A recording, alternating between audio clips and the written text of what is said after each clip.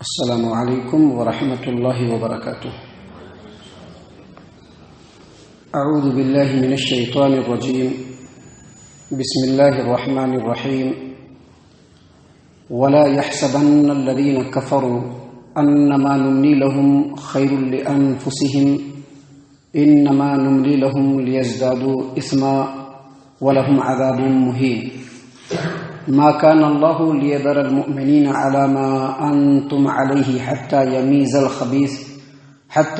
الخبيث من الطيب وما كان الله ليطلعكم على الغيب ولكن الله يجتبي من رسله من يشاء فآمنوا بالله ورسله وإن تؤمنوا وتتقوا فلكم أجر عظيم۔ محترم سامعین کرام، سورہ آل عمران سورہ نمبر 3 اور اسی سورت سے ابھی آپ کے سامنے آیت نمبر 178 179 یعنی 178 179 یہ دونوں آیات آپ کے سامنے پیش کی گئی۔ سامعین کرام، اللہ تبارک و تعالیٰ نے فرمایا وَلَا يَحْسَبَنَّ الَّذِينَ كَفَرُوا أَنَّمَا نُمْلِي لَهُمْ خَيْرٌ لِأَنفُسِهِمْ۔ یہ کافر لوگ ہرگز یہ نہ سمجھے کہ ہم نے جو ان کو چھوٹ دے رکھا ہے، اللہ فرما رہے ہیں کہ ان کافروں کو جو ہم نے چھوٹ دے رکھا ہے تو یہ کافر لوگ ہرگز یہ نہ سمجھے کہ یہ چھوٹ دینا ان کے لیے بہتر ہے۔ آگے اللہ تبارک و تعالیٰ نے مزید فرمایا انما نملی لہم لیزدادوا اثما، ان کو جو چھوٹ دیا گیا ہے وہ اس واسطے سے دیا گیا ہے کہ وہ اور زیادہ گناہ کر لیں۔ اور آگے اللہ تبارک و تعالیٰ نے فرمایا وَلَهُمْ عَذَابٌ مُهِينٌ، اور ان کے لیے رسوا کرنے والا عذاب ہے۔ دراصل یہ آیت اور اس کے بعد جو آیتیں ہیں وہ بھی جنگ احد کے موقع سے ہی نازل ہوئی۔ اس کے بعد جو آیت کریمہ ہے جنگ احد کے موقع سے ہی نازل ہوئی۔ اس میں دراصل اللہ تبارک و تعالیٰ نے کفار و مشرکین کے یا جو دنیا پرست لوگ ہوتے ہیں ان کے ایک خیال کی تردید فرمائی ہے۔ ان کا خیال یہ ہوتا ہے کہ ان کو اللہ تبارک و تعالیٰ خوب دے رہا ہے، خوب پھل پھول رہے ہیں، تو اللہ تبارک و تعالیٰ نے ان کے اوپر بہت زیادہ رحم اور مہربانی کر رکھا ہے۔ ایسی بات نہیں ہے۔ خاص طور سے مشرکین مکہ اور اس وقت کے جو مشرکین تھے وہ نبی اکرم صلی اللہ علیہ وسلم کے بارے میں یہ کہتے تھے کہ اگر یہ سچا نبی ہوتا تو ہم لوگ جس طرح سے ان کو اور ان کے ماننے والوں کو ستا رہے ہیں، اب تک تو بہت سارے عذاب آ جانا چاہیے تھا، ہم لوگوں کو مٹ جانا چاہیے تھا، تباہ و برباد ہو جانا چاہیے تھا، لیکن ہم لوگ تو اور زیادہ نعمتوں میں کھیل رہے ہیں، اللہ تبارک و تعالیٰ اور زیادہ نعمتوں سے نواز رہا ہے، خوب اچھے طریقے سے پھل پھول رہے ہیں، تو یہ بات صحیح نہیں ہے۔ اللہ تبارک و تعالیٰ نے ایسے لوگوں کو اس آیت کریمہ میں تنبیہ فرماتے ہوئے کہا کہ اللہ تبارک و تعالیٰ کی طرف سے جو چھوٹ ملی ہے اس کو اپنے حق میں خیر نہ جانو، کیونکہ جتنی چھوٹ مل رہی ہے اتنا ہی گناہ تمہارا بڑھ رہا ہے۔ اللہ نے چھوٹ دیا ہی اسی لیے ہے کہ تم گناہ پر گناہ کرتے چلے جاؤ، اور جب تمہارا گناہ بہت زیادہ ہوگا تو بہت ہی زیادہ رسوا کرنے والا عذاب بھی اللہ تبارک و تعالیٰ کی طرف سے تم کو ملے گا۔ اسی بات کو آج کل کے زمانے میں جو کفار و مشرکین ہیں جو اسلام کو اور مسلمانوں کو مٹانے کے در پہ ہے، ان کے بارے میں بھی خیال کیا جا سکتا ہے۔ اور اسی آیت کریمہ کو بہت سارے ایسے دنیا پرست جو دنیا میں بالکل ملوث ہیں، اللہ تبارک و تعالیٰ کے اوپر ایمان لانا تو بہت دور کی بات، نام کے مسلمان ہوتے ہوئے بھی دنیا پرستی میں اس حد تک آگے بڑھ گئے ہیں کہ ان کو یہ خیال ہونے لگا ہے کہ وہ جو بڑی بڑی بلڈنگوں کے اندر رہ رہے ہیں اور بڑے بڑے جو ہے کاروبار کر رہے ہیں اور بہت زیادہ پیسہ کوڑی کما رہے ہیں اور عیش و آرام کی زندگی گزار رہے ہیں، تو اللہ تبارک و تعالیٰ نے ان کے اوپر رحم کر رکھا ہے، اللہ اس سے بہت زیادہ خوش ہے، وہ یہ نہ سمجھے، بلکہ اللہ نے جو چھوٹ دیا ہے وہ اس لیے دیا ہے کہ یا تو سنبھل کر کے اللہ کے راستے میں چلا آئے، اور اگر نہیں آئے گا تو اور زیادہ وہ گناہ پر گناہ کرے گا اور آخرت میں اس کے لیے رسوا کرنے والا عذاب ہوگا۔ معزز سامعین کرام، اس کے بعد اللہ تبارک و تعالیٰ نے ڈائریکٹ ایمان والوں کو مخاطب کیا ہے یا ان لوگوں کو مخاطب کیا ہے جو مسلمان ہیں اور مسلم سماج و معاشرے کے اندر رہتے ہیں۔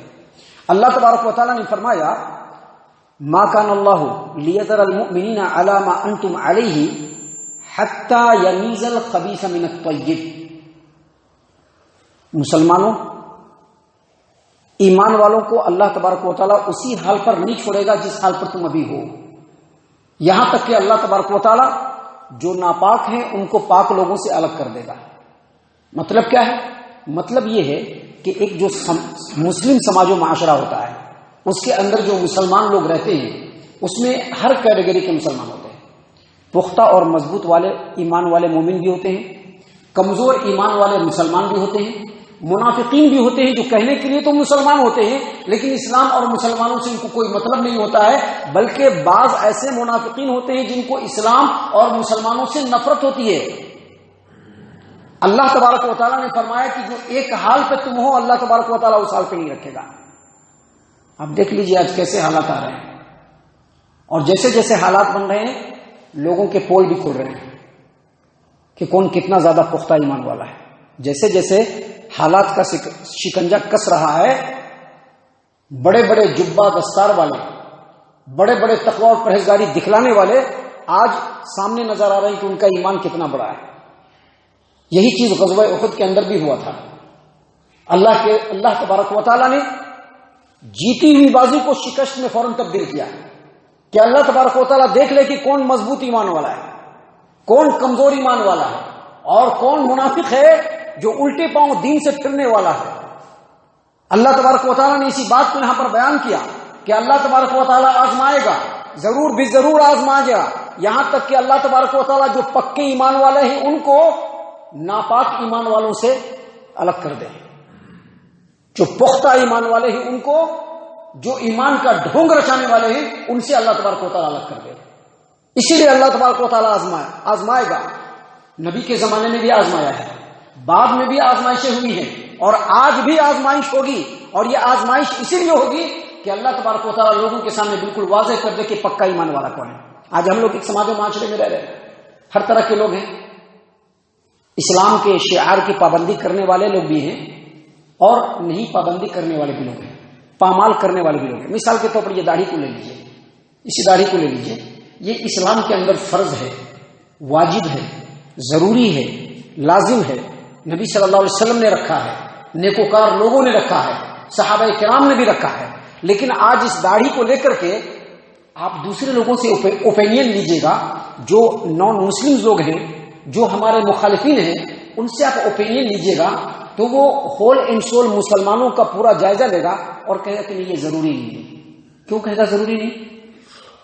کیونکہ 10% مسلمان ہی صرف رکھتے ہیں اور 90% مسلمان صفا چٹ کر دیتے ہیں.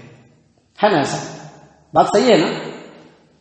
10% مسلمان رکھتے ہیں، 90% مسلمان صفا چٹ کر دیتے ہیں، یا پھر رکھتے ہیں تو چھوٹا چھوٹا رکھتے ہیں.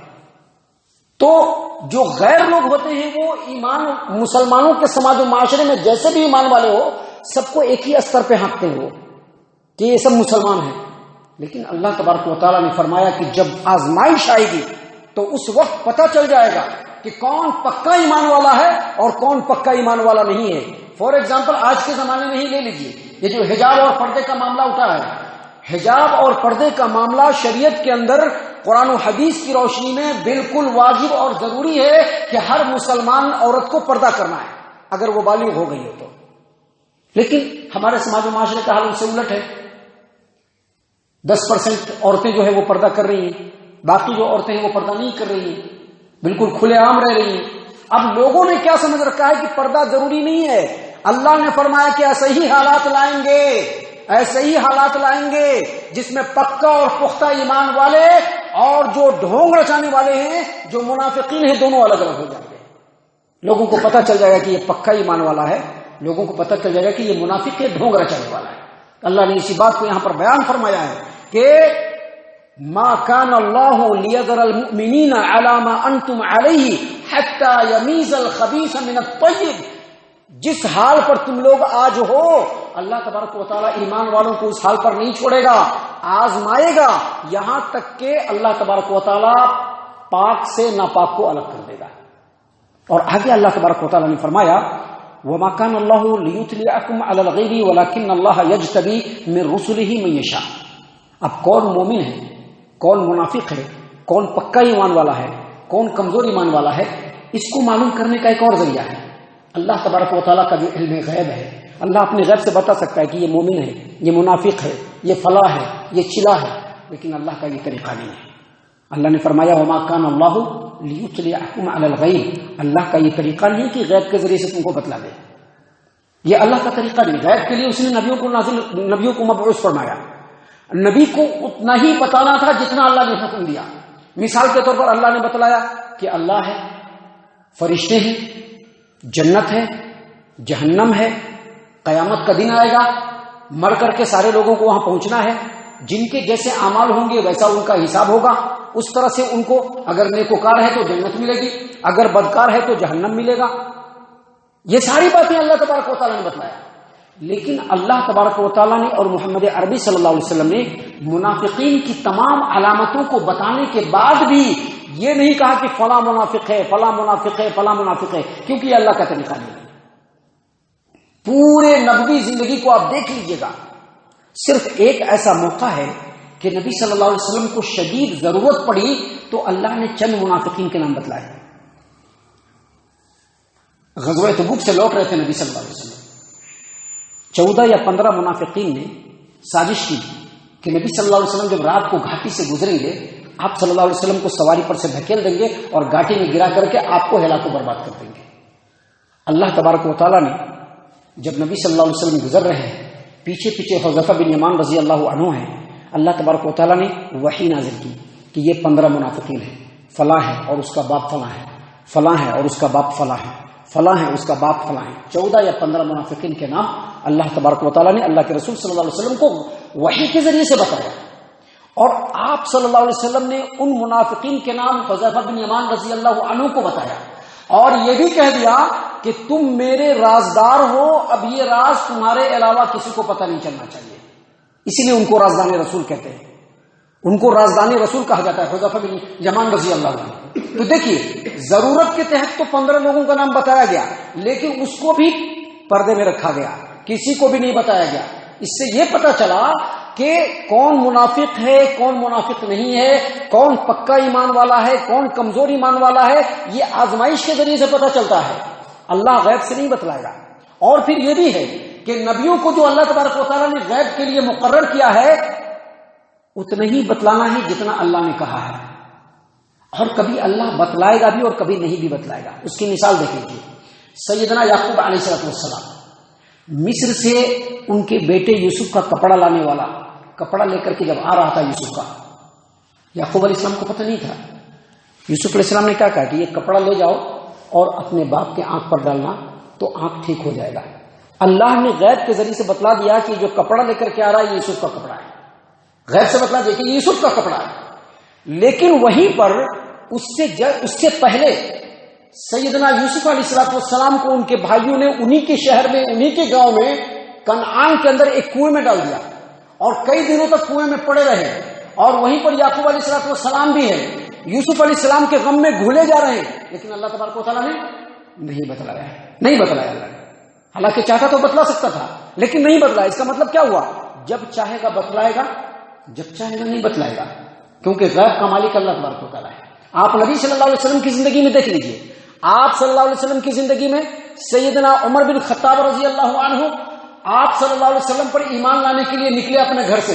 اللہ تبارک و تعالیٰ نے وحی کے ذریعے سے بتلا دیا کہ عمر آ رہا ہے ایمان لانے کے لیے. اپنے بہن بہنوئی سے نمٹ کر کے نکلے کہ اب چلیں گے نبی صلی اللہ علیہ وسلم پر ایمان لانے کے لیے. ایمان لانے کے لیے آ رہا ہے، حالانکہ وہاں پر ان کا ارادہ ایمان لانے کا نہیں تھا، لیکن ایمان لانے کے لیے آ رہا ہے. اللہ تبارک و تعالیٰ نے نبی صلی اللہ علیہ وسلم کو بتلا دیا.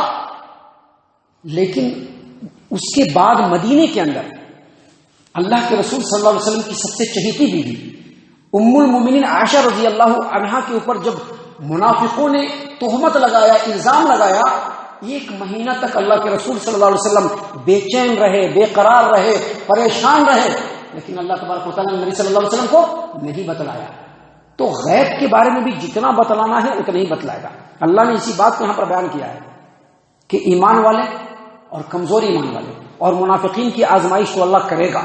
یہ غیب سے پتہ تو نہیں چلے گا، لیکن غیب کی خبر کے لیے اللہ تبارک و تعالیٰ نے رسولوں کو بھیج دیا ہے، اور جتنا غیب بتلانا ہے اتنا ہی وہ بتلائیں گے، اس سے زیادہ نہیں بتلائیں گے. اور آگے اللہ تبارک و تعالیٰ نے ایمان والوں کو ڈائریکٹ مخاطب کیا اور کہا کہ فآمنوا باللہ ورسلہ، لہذا تمہارے لیے ضروری ہے کہ تم لوگ اللہ پر ایمان لاؤ اور اس کے رسولوں پر ایمان لاؤ. اور پھر آگے کہا وَإِن تُؤْمِنُوا وَتَتَّقُوا، اگر تم ایمان لے آئے اور تقوی اور پرہیزگاری اختیار کر لیے، فلکم اجر عظیم، تو تمہارے لیے اجر عظیم ہوگا، دنیا کے اندر بھی ملے گا اور آخرت کے اندر بھی ملے گا۔ محترم سامعین کرام، یہ ساری باتیں دراصل مسلمانوں کی نصیحت کے لیے ہے۔ بگڑتے ہوئے بدلتے ہوئے حالات میں مسلمانوں کو کیسا کردار رکھنا ہے، اس کے لیے تمام باتیں اللہ تبارک و تعالیٰ نے بیان فرمائی ہے، جو خالص آج کے ڈیٹ میں بھی ہماری ہدایت و رہنمائی کے لیے اللہ تبارک و تعالیٰ کی طرف سے بہت بڑی نعمت ہے یہ آیتیں۔ اللہ تبارک و تعالیٰ سے ہم دعا کرتے ہیں کہ اللہ تبارک و تعالیٰ ہم تمام کو ان تمام باتوں کے اوپر خوب غور و فکر اور تدبر کرنے کے ساتھ ساتھ ان باتوں کے اوپر عمل کرنے کی توفیق عنایت فرمائے، آمین۔ اللہ تبارک و تعالیٰ ہم تمام کو صحیح معنوں میں پکا سچا مومن مسلمان بنائے، اللہ اور اس کے رسول صلی اللہ علیہ وسلم کی اطاعت و فرما برداری کرنے والا بنائے، صحابہ کرام رضی اللہ عنہم کے طریقے پر چلنے والا بنائے، جنت الفردوس میں جگہ عطا فرمائے۔